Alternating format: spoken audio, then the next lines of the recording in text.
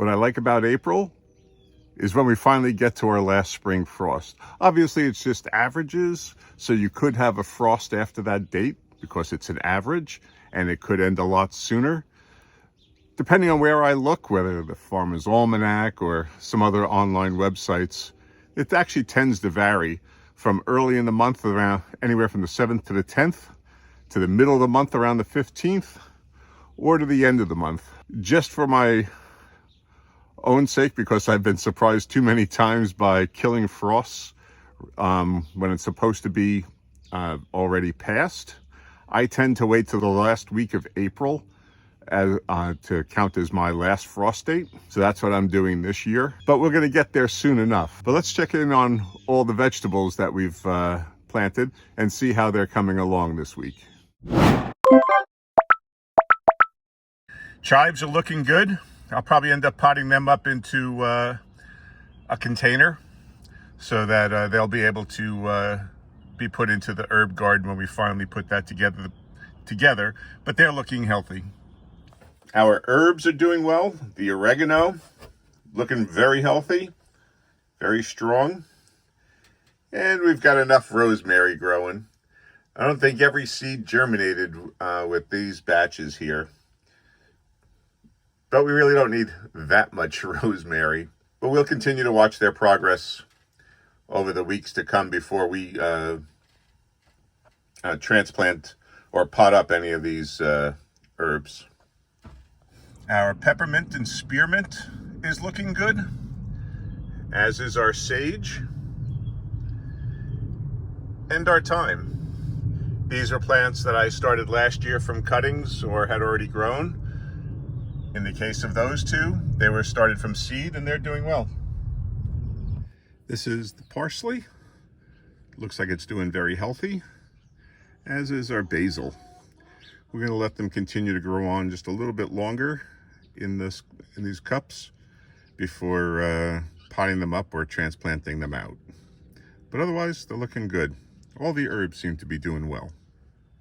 These are the onions, the bulbs that I planted, that I saved from last year. Every single one has finally sprouted, except this one. So, what is it? 6, 12, 18, 24, 25, 26, 20. So out of 27, 26 sprouted. So I'm going to find a place to plant these because they should really go out. They should have went out already into a space. But we're going to plant them. So these onions are doing great. The leeks, they're doing fine. Looking like the onions when they started off. Of course, they're in the onion family, but they're looking strong, growing tall. Our peppers have started, have sprouted. Took a little time for them to come up, and not every cell has produced. This one finally got all 6 cells.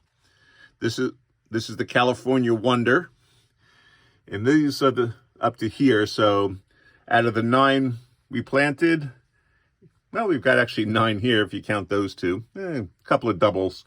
But, so not every cell sprouted. With the grand bells, these 3 sprouted. We got 2 over there. Not sure how well the camera picks them up with all that vermiculite. Because they're actually covered in vermiculite, the sprouts. But, so we've got some production there. And I'd actually planted previously some old seed. I figured no need to film that since they haven't produced well. And I actually even stopped watering these, and all of a sudden, one seedling sprouted. So I said, okay, maybe I'll just continue watering them then. And it looks like I might have 1 or 2 more starting to pop up. So we'll keep an eye on them too. Weeds are doing better than the sweet potatoes themselves, it seems. We get a little plant every now and then coming up. So I just pick them up and let them go. Now, when you look at these sweet potatoes, it really doesn't look like much is happening. But let's look down below at their root systems, because their root systems are phenomenal.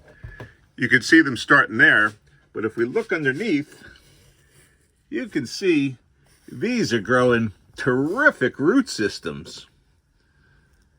I mean, these are very strong roots, the in-ground ones. I think if we spin this around, we might see more. Yeah, you can see it over here as well. So the in-ground sweet potatoes have really established themselves in the soil, which is good for when they finally do start producing slips. But right now, I haven't seen any sign of slips forming, and we'll just have to continue waiting. The other sweet potatoes, though, well, sweet potato, this one really isn't doing anything.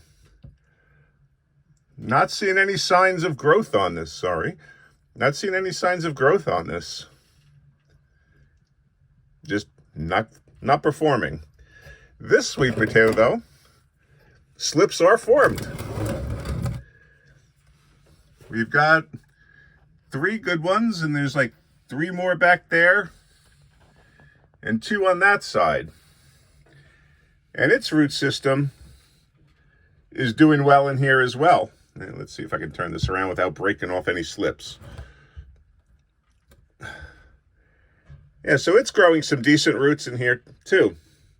So far, the jar method is outperforming the in-ground method, but we'll see whether that continues when it's time to up-pot them and plant them in the ground, which is still another month plus in the future. We won't be planting these in the ground, assuming they grow, when all possibility of frost is gone. Probably maybe more like mid-May, but we still got at least another month to go before we reach that stage. So hopefully those start producing soon. But so far, this is the better performer. I didn't show the seed planting on this, but these are eggplants. They were old seed, which is why I didn't show them. Wasn't sure how they do, but a few have sprouted. We got 2, 3 over here, and we've got 1 over there. So maybe 1 coming up right there. We'll see how that one turns out. But there's some eggplants, and we'll end up growing these in buckets. Nothing yet on the spinach. That could be a weed, and I'm thinking it is, but nothing has sprouted yet in the spinach that we planted. We got some exciting developments in the horseradish. I mean, just look how it's growing. This thing is growing like crazy. All of them.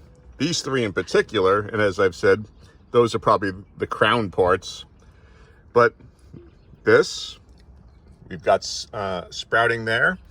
And even this last one has started to sprout. So we've all 6 pieces that we planted have sprouted. So we're gonna have lots of horseradish. Still nothing yet on the parsnips. Parsnips are always a hit or miss plant. And we see some greenery right there. But again, this could be weeds, because I do use the compost from my chicken coop.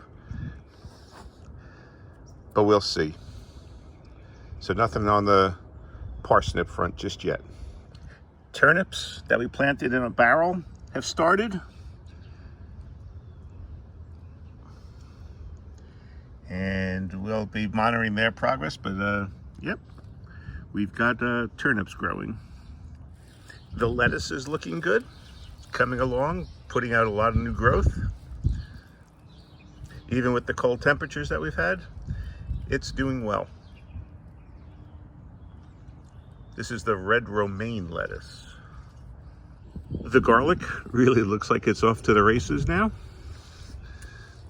Doing really well. All looking healthy and strong. I'm probably going to give this a feed of a balanced fertilizer.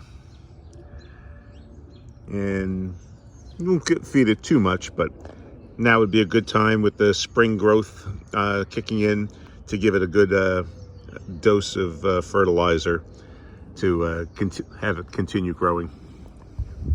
The Brussels sprouts have weathered various storms, and they're looking good, and they're putting on new growth too, getting new leaves coming out. So I'm going to start thinking about putting in some stakes next to them to help them grow. Might even use some of my tomato cages as a support for them. The broccoli has come through. A little worse for the wear, but not so bad. And we're getting some new growth coming out on these. So overall, I'm pleased. Even like these that got really beat up, they're putting on new growth too. Even that one, which was probably the worst one of the bunch, it's doing well. So our broccoli, this is the Calabrese, is doing okay. Cabbage is looking super healthy. It's really enjoying this. So no complaints on anything here. It hit the ground running and hasn't looked back, so it's doing well. I can't be certain, but is this the original rutabaga that we planted? I don't know. I'm gonna let it grow for a little bit just to see what happens with it. But it's kind of maybe looking that way. I don't know. I don't know if they're weeds or not. So that's why I'm gonna let them grow up a little bit. But maybe they finally sprouted after all this time. Speaking of the rutabaga, these are the other ones that were direct seeded, and now they're starting to grow. You can see they're putting out their second leaves, their first, I should say, their first set of true leaves. And they're starting to grow, so I'm gonna have to choose which one I'm gonna want and then cut out the other one. These are the transplanted rutabaga, and they're coming along. They're taking their time, but they are starting to put on some new leaves. So we'll see what happens with them. We'll keep an eye on them and see which one performs best. But the rutabaga in general are doing okay. These are the onions, and as you can see, they're not showing that vigor that the others are, but you can see they're also putting on new growth now, and it's been a tough spring for them. I know every year there's wild swings in temperatures and stuff like that, but it seemed this year in particular there were really some going from 80, 90 degrees one day down to 20s the next. I just think that plays havoc with plants. And these were never covered, protected, or anything like that. So the fact that they're still growing and even trying to bounce back, I think speaks to the hardiness of the onion.